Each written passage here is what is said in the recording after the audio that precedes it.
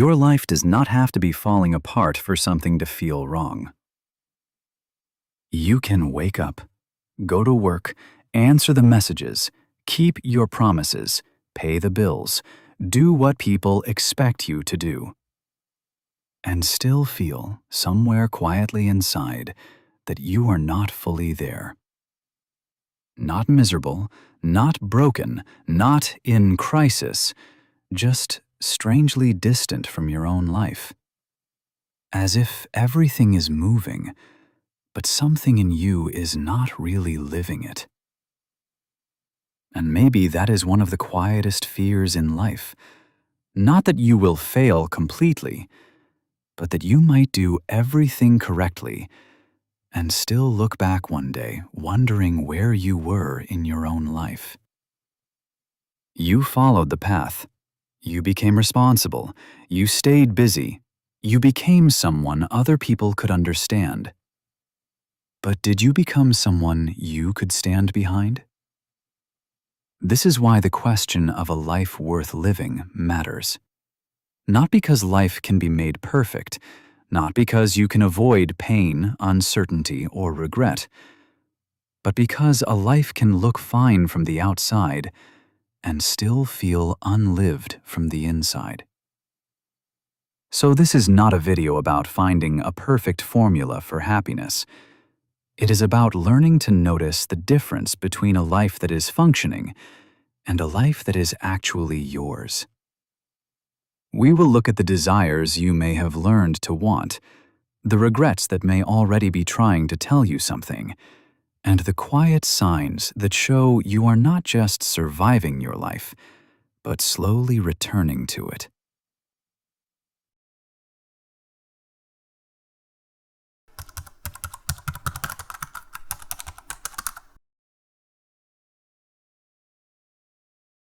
There are many ways to be unhappy that do not look dramatic. Sometimes unhappiness does not arrive as a breakdown, it arrives as distance. You are there, but not really there. You do what needs to be done, but it does not touch anything alive in you. You finish the day, and nothing terrible happened, but nothing really reached you either. No one would look at your life and say it is falling apart. Maybe they would even say you are doing well. You are stable enough, functional enough, responsible enough, maybe even successful enough. But inside, there is a question you do not always know how to answer. Is this actually living? Not existing, not performing, not surviving, not just keeping everything running. Living. The painful part is that many people do not lose their lives all at once. They lose contact with their lives slowly. One small compromise at a time. One postponed conversation. One avoided choice. One dream made smaller so it would make more sense to other people.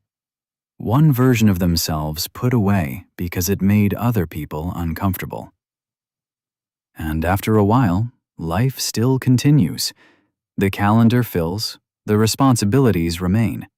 You keep moving through familiar rooms, but something in you starts to feel harder to reach. You may be present in every room and still absent from your own experience.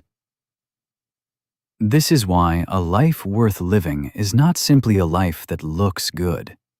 A life can look good and still not feel like yours.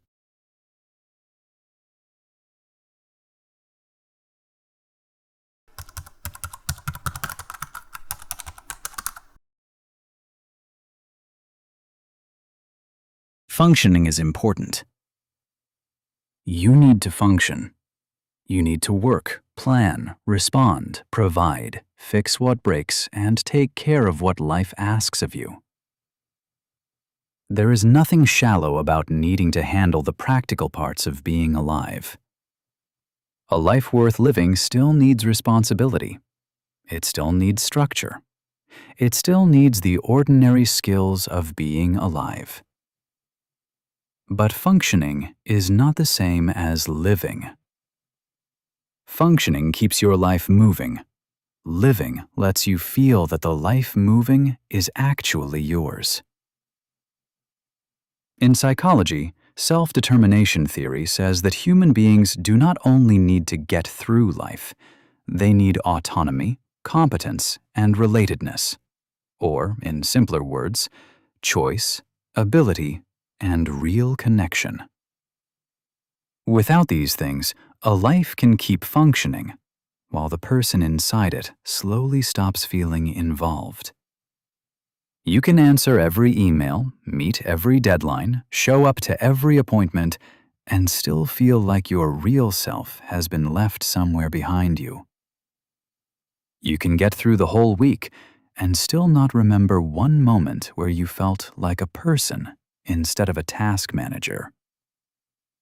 You can become competent at a life that does not feel like yours. You can become good at a role that does not feel true. You know how to perform the part, how to answer, how to keep going, how to make it look normal, but still not know what part of it belongs to you anymore. A life worth living is not a life without responsibility. It is a life where responsibility does not completely erase your inner life. It is not only about whether you are doing what needs to be done. It is also about whether there is still room for you inside the life you are maintaining. Room to make choices without losing yourself. Room to feel without having to explain everything. Room to be honest. And room to stop long enough to know what is still real in you. Because if all you do is function, eventually your life may become something you manage, not something you inhabit. And from the outside, no one may notice. They may see a responsible person, a capable person, a person who is doing fine. But inside, you may feel like a stranger living inside a life that technically works.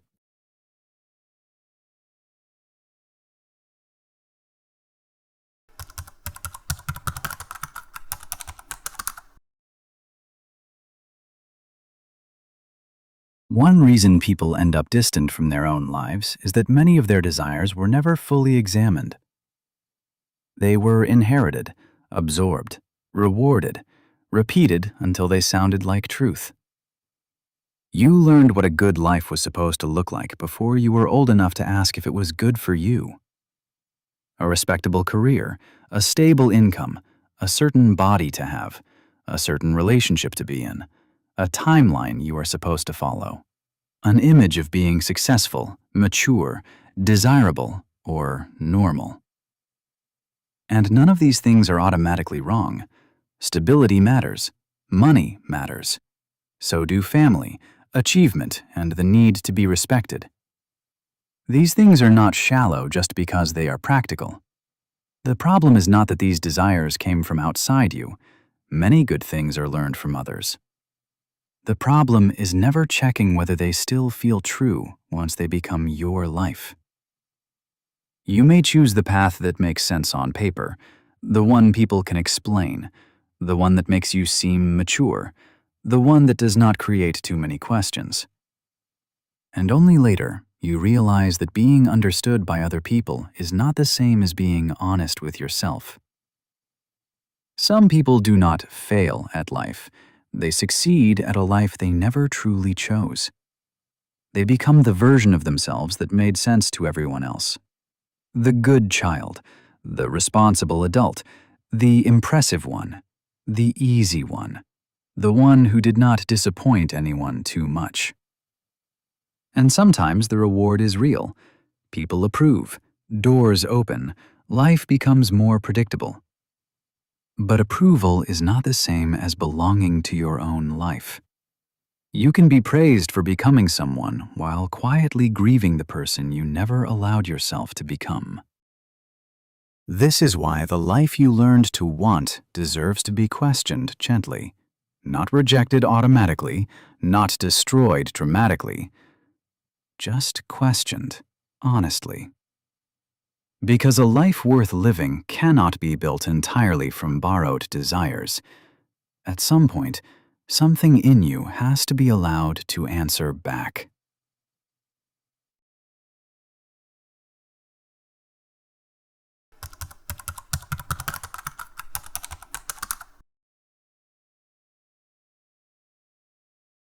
A life worth living is not the same thing as a life that is always happy.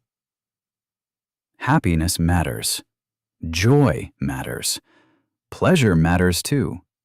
So does ease. It is not wrong to want life to feel good. But happiness is not the whole story. This is an old idea. Aristotle used the word eudaimonia, often translated as flourishing or living well. But he did not mean happiness as a mood that comes and goes. He was pointing to the shape of an entire life, a life formed by character, direction, responsibility, and the way a person chooses to live over time. Modern psychology gives us similar language. Ryff's work on psychological well-being suggests that well-being is not only about feeling good. It also includes autonomy, growth, purpose, self-acceptance, and meaningful relationships. In other words, happiness matters, but it is only one part of a much larger picture. Some of the things that make life worth living are not pleasant while they are happening. The conversation that saves a relationship may not feel happy while it is happening. It may feel awkward, exposing, uncomfortable. But afterward, something is more honest than it was before. The decision to leave what is wrong may feel terrifying before it feels freeing. Caring for someone may be exhausting and still feel meaningful. Telling the truth may cost you comfort and still return you to yourself. Starting again may feel humiliating. Apologizing may feel painful. Choosing what is right may not make your life easier immediately. And yet, these things can make life deeper, more honest, more yours. This is why happiness is too small to carry the whole weight of a human life. A life worth living is not only a life that feels good, it is a life that feels true enough to stand behind. This is also why a person can have comfort and still feel empty, and another person can go through difficulty and still feel strangely alive. Not because suffering is good. Suffering is not automatically meaningful. Pain does not become noble just because it hurts. But some forms of difficulty are connected to something real. Maybe it is hard because you are finally telling the truth. Maybe it is heavy because someone you love depends on you. Maybe it is uncomfortable because it asks you to become more honest than you were before.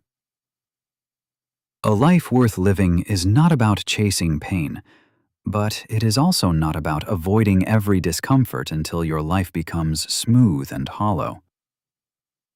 Sometimes the question is not, does this make me happy right now?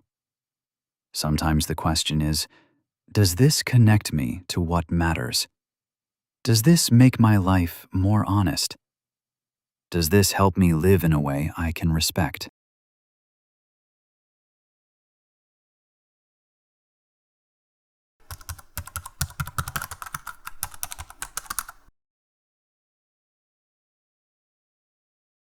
Regret is usually treated like something to avoid. People say, live with no regrets, as if a good life is one where you never look back and wish you had chosen differently. But that is not realistic. A real life will contain mistakes, missed chances, wrong turns, things you understood too late, things you could only see after becoming someone else. A life worth living is not a life with no regrets. It is a life with fewer regrets about abandoning what truly mattered. Because regret is not only pain about the past.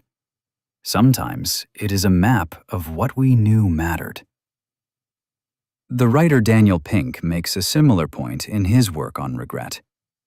Regret is not simply something to erase or avoid.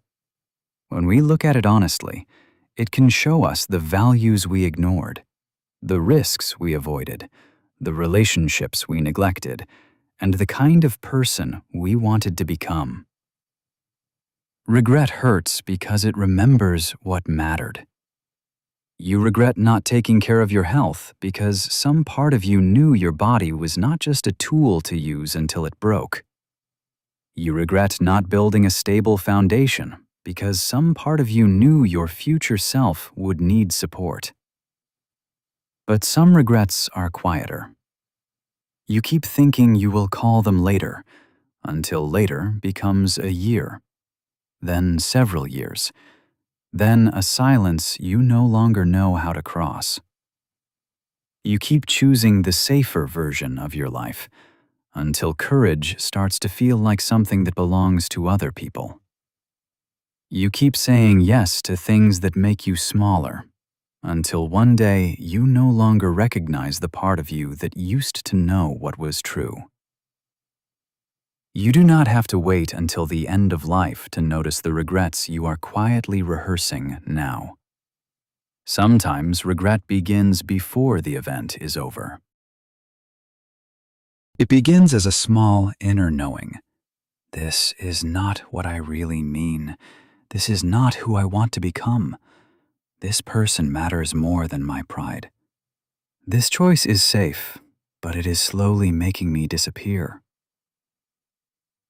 Regret is painful, but it can also be honest.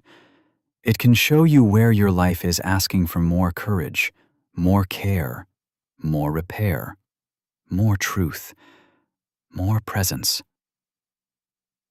A life worth living is not made by avoiding every mistake. It is made by listening earlier to the things your future regret is already trying to tell you.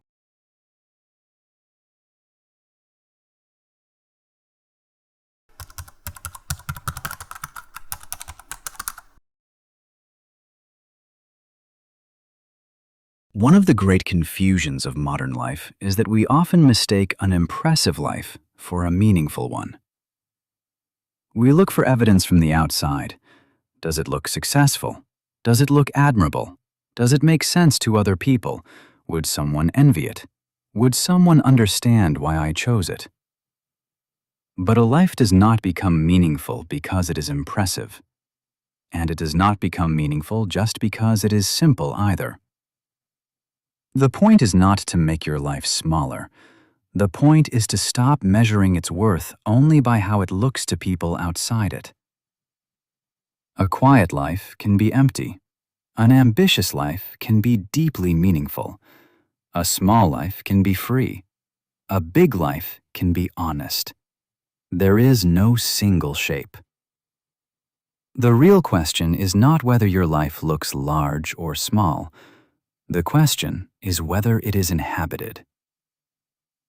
Some lives look ordinary from the outside, but they are deeply inhabited from the inside.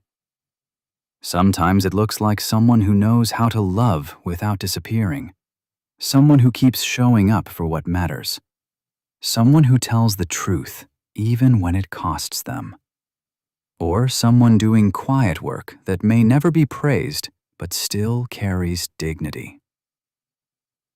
There are lives that do not look spectacular, but they are full of presence.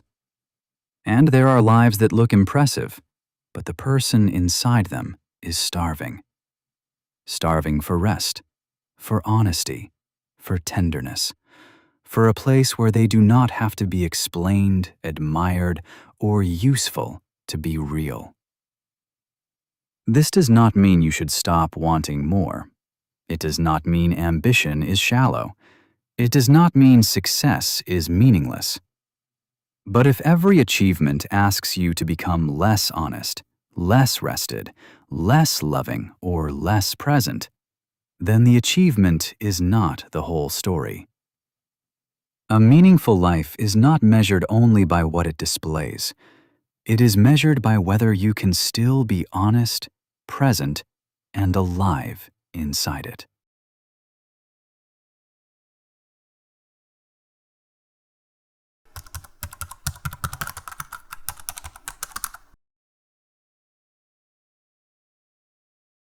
A life that is really yours may not always feel exciting. It may not feel cinematic. It may not give you constant clarity. It may not make every morning feel meaningful. But it has certain quiet signs. You notice you can say no without feeling like you are disappearing. You sit with someone and do not have to translate yourself into a more acceptable version. You have a difficult day, but it does not make your whole life feel fake. You are still growing, but not only to prove that you deserve to exist. You can admit a mistake without deciding your entire life is a failure. You can rest without feeling that rest makes you worthless. You can want more without treating the present as something meaningless. And perhaps most importantly, you have moments where you feel here. Not happy all the time, not certain all the time, but here. Inside your own life. Able to feel the ordinary weight of being alive. A conversation that actually reaches you. A walk where you are not trying to become anyone. A meal you taste. A silence that does not feel like emptiness. A choice that feels small but true. Most of a real life is not made of turning points. It is made of ordinary moments where you are either present or absent. And sometimes the most meaningful moments are the small places where you stop leaving yourself. These moments may not look impressive, but they matter. You may not feel happy every day, but you feel less like a stranger inside your own life.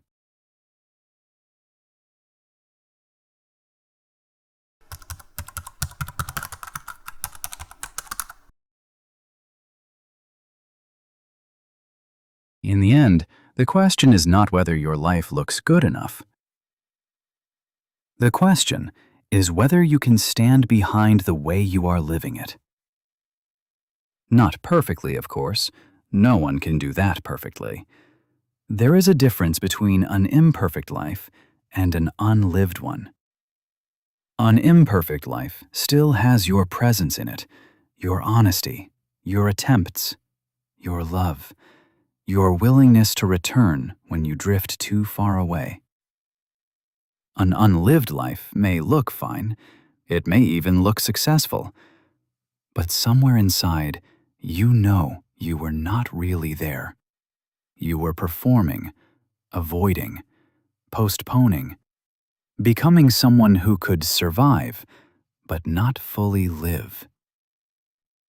Maybe a life worth living is not the life that looks best from the outside. Maybe it is the life you can one day look back on and quietly say, I was there.